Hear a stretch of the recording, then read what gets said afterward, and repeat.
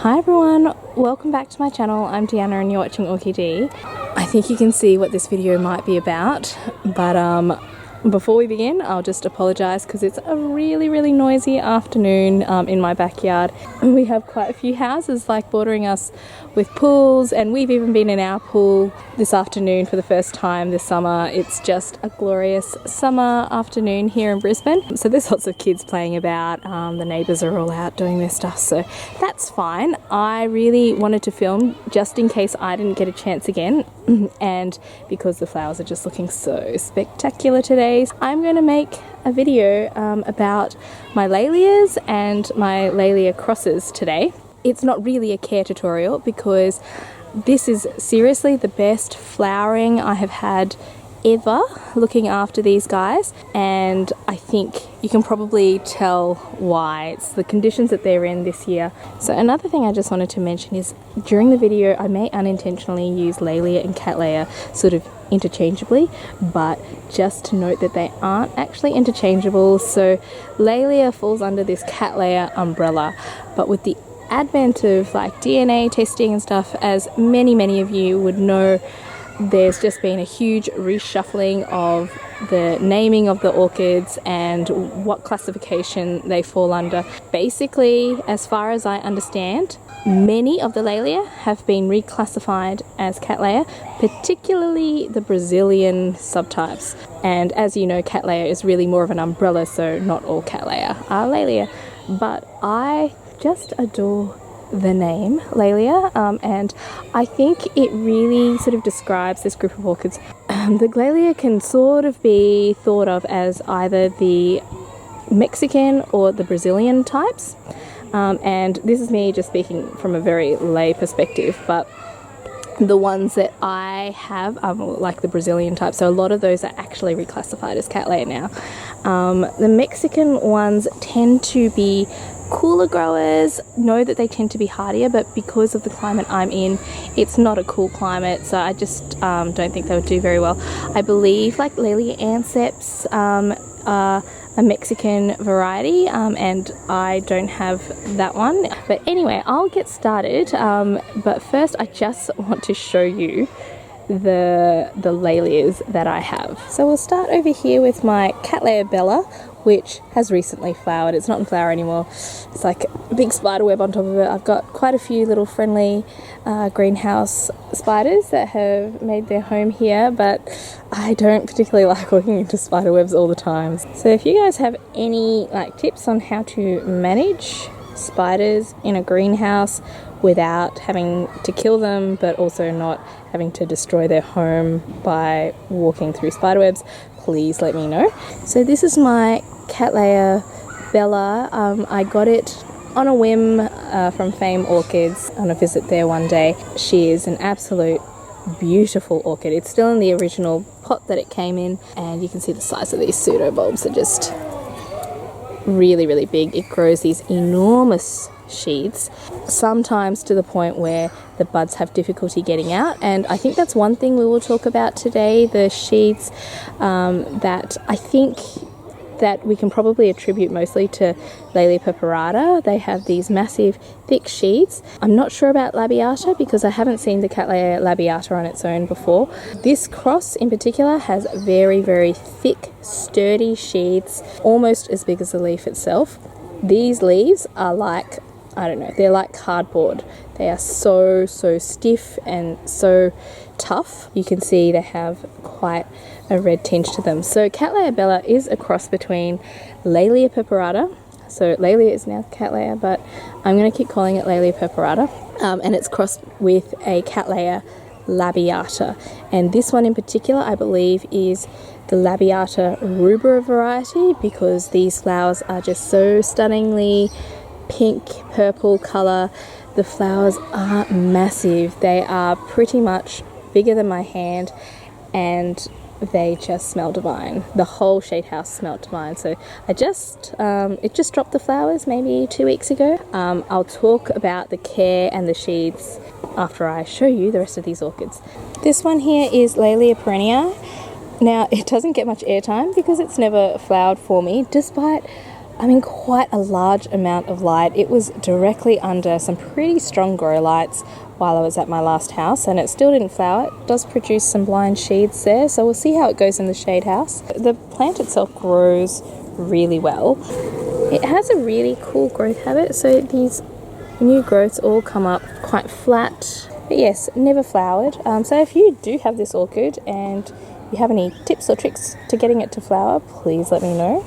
So this gorgeous plant I bought under the presumption that it was a Cattleya zip.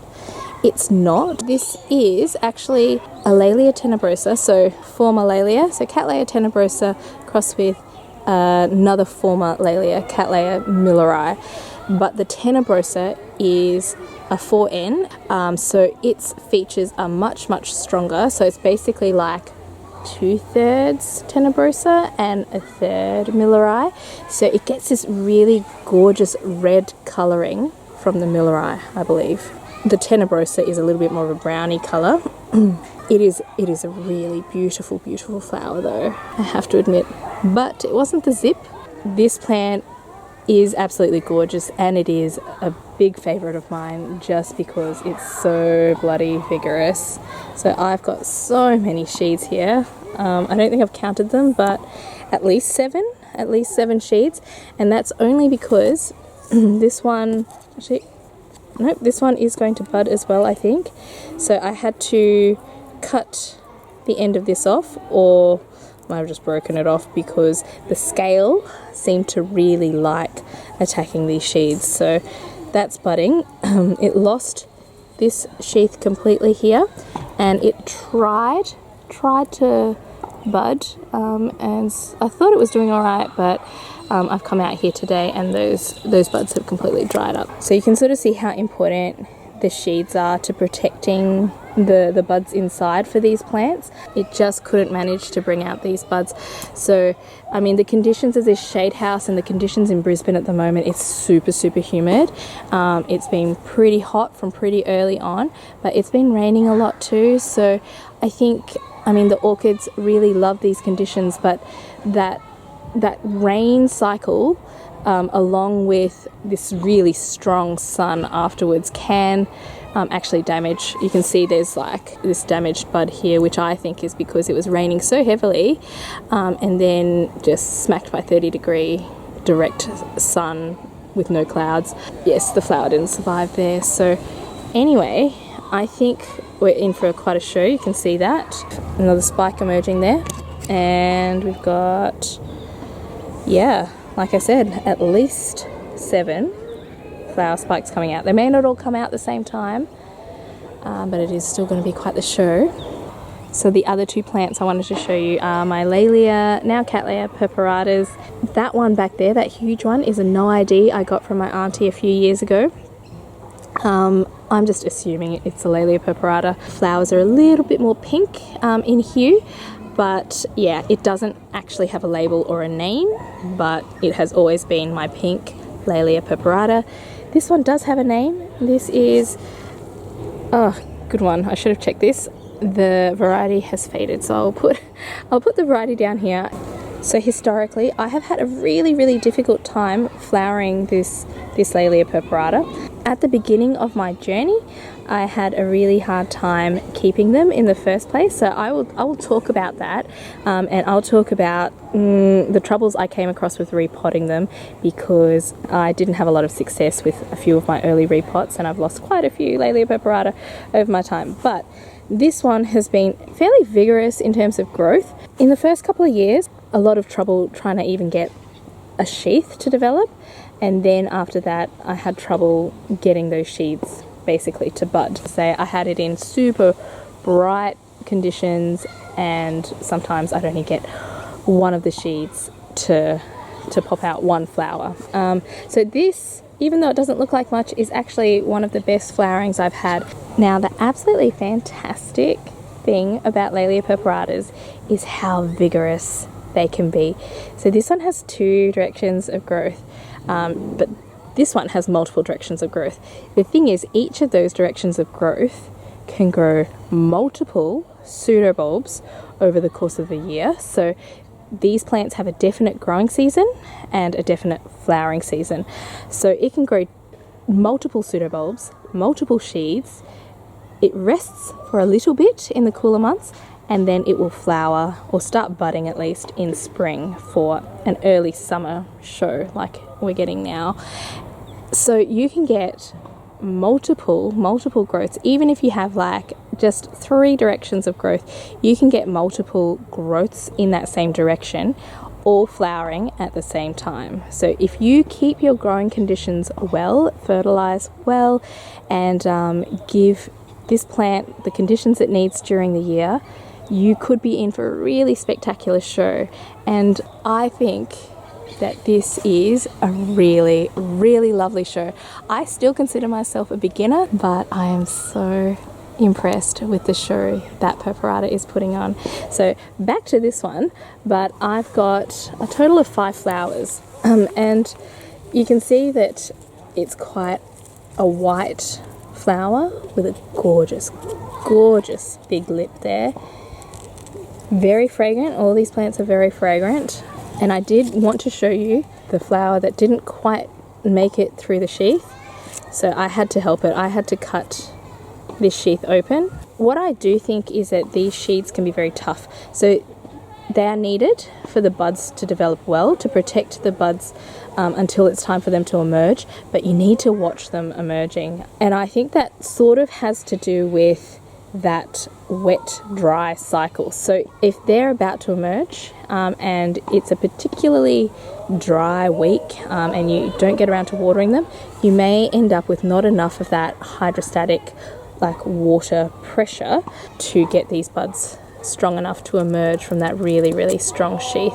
That's just a hypothesis, but I do find if I keep them hydrated, they just get that extra push to get through these really quite tough sheaths. I was just beginning to film this, and I don't know, one of the neighbours started playing the drums as well, so it may be a very disjointed video. But anyway, this is such a gorgeous plant. I'm so proud of this plant, you guys. Like, this is one of the best shows any of my plants have ever put on for me. This Purporata is a big plant that clearly needs a new pot. How on earth I'm going to get it out of this pot and repot it, I don't know, but you can see that it is in this pot. It's got a hole at the bottom, but this is just something I put it in my last house, and I couldn't get it out safely when I moved this plant into the shade house. And because it's got the hole in the bottom, and I knew it's a very thirsty plant and it can drink a lot of water, even if a tiny bit sits at the bottom, I just left it on, and it's been pretty happy all year, to be honest. But yeah, we'll cross that bridge when we come to it. Just for reference, let me just put my hand behind this flower. It's absolutely huge. So these are very big flowers. The plants themselves are big. Hard to get like that perspective. This plant has 19 flowers from 5 spikes. You can see like it's a little bit different in terms of even shape to this Purporata. This is definitely a favourite of mine. You can see it's also got this gorgeous little trumpet lip, very similar to this one here, if I show you. But the lip inside isn't quite as yellow. The camera can't quite capture it, and also I'm just beginning to lose light, so I can't quite capture the pink that's in these flowers, but it is a pinker tone. The actual like sepals are a little bit thinner than this one, and also the flowers are just a little bit more wild, like they're a bit crinklier and a bit curlier. Like, does that make sense? You can sort of see this is a nice, well-rounded, all the petals and sepals are a little bit more equal in length, whereas this looks like nice big fat petals and just these thinner sepals, which I absolutely love. Very similar to like this sort of shape, but with the petals just being so crinkly and broad, It just gives this beautiful, beautiful wild appearance to these flowers. I just absolutely adore this plant, and there was just no way they weren't getting a bit of airtime on my orchid channel this year because I'm just so proud of them. So finally guys, I just want to talk a little bit about the care that they're getting. So let's just say at the moment all my orchids in this shade house are basically getting the same care, okay? But I had them in fairly different conditions at my last house. The Laelias are very vigorous. They're going to grow fairly easily no matter what. The only pests that really get to them for me are scale. If they don't get watered well, especially when they get to this sort of size, I can guarantee these guys will get scale if they don't get watered well. So I'll just touch on repotting. I did have some issues repotting Laelia purporata at the beginning of my journey. I think I was just too aggressive, to be honest, and that was the same with quite a lot of my Cattleya, especially like I ruined a lot of established Cattleya by playing around with the root systems a bit too much while I was repotting. I was very focused on getting rid of old media, and in actual fact the plants that have been kind of more potted on have done a lot better. I find that with repotting, Cattleya do generally tend to have sensitive roots, particularly their older pseudobulbs. If you muck around with them too much, even if you don't muck around with them too much, they do tend to lose their older roots a little bit. These guys are like absolutely no exception. I would suggest if you have decent media and you want to repot your orchids, you know there's no like pests in there like snails, I would suggest potting them on. I know it's not advocated a lot. A lot of YouTube channels will tell you to really clean out those root systems, get rid of dead roots and stuff. Look, if you have well draining media, I'm actually a lot more for less disturbance, particularly of Cattleya roots. Now, Phalaenopsis, they tend to be super forgiving. Cattleya, I really think not so much, particularly the old roots. So the other thing is to pick a time when you think that new roots are going to emerge or that they're already kind of emerging. So you're guaranteed that new roots are going to come in and establish themselves. So I'm going to speed things along a little bit just because I'm losing light, but in terms of media, I would suggest keeping it quite airy and chunky. These guys like very good drainage. Not to say they don't like water, they really, really, really are thirsty plants, but they like a lot of air around their roots and they like a relatively quick wet-dry cycle. They don't really like sitting in water a lot. Having said that, these are really big plants, and because I know my environment, I will get rain and then I will get 2 really hot 30+ degree days, and any water that's sitting in there will just evaporate by midday. So I do actually keep these, like especially when it's a bit dry, with a little bit of a saucer underneath. I'm coming out here fairly regularly now, so if we've had really heavy rain, I will actually empty out that water. Like actually you can see on my bulbophyllums, I've tipped these upside down because they were kind of sitting in water a little bit too long with some heavy rain recently. And speaking of water, they are really thirsty plants. So as long as your media is draining well and these guys are able to dry fairly quickly in between, you can water these guys very regularly.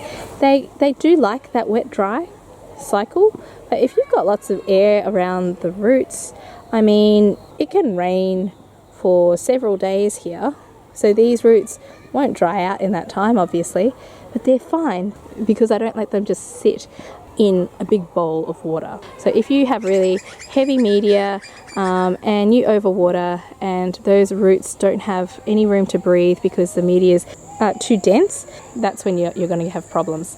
They can withstand quite a bit of drought. So just speaking from, I don't know what these guys may have been going through for the last couple of years, they can go for quite a long time without watering.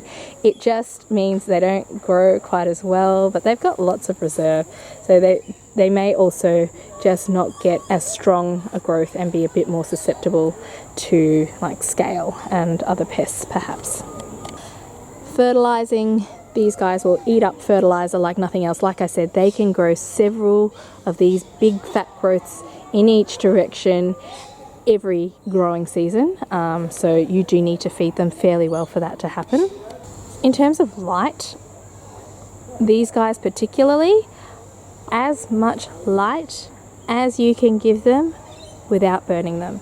That generally applies to a lot of orchids, but these guys, especially going by this purporata, it just won't bloom without that light.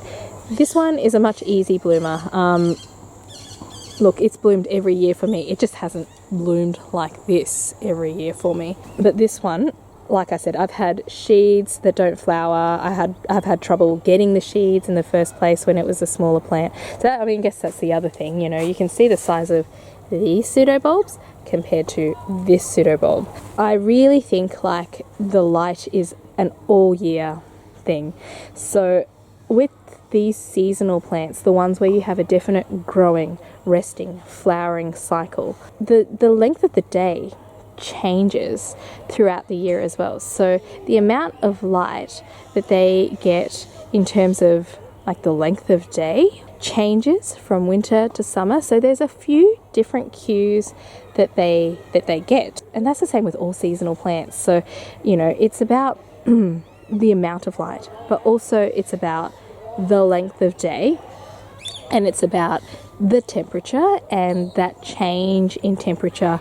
That they're the cues that change the hormones and things in these plants.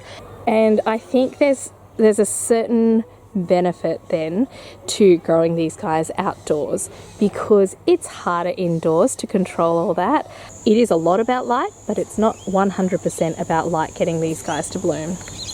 I'm going to end this video because I'm running out of light and time, but I hope you enjoyed this video. I hope you got maybe some care information out of this, and look at them.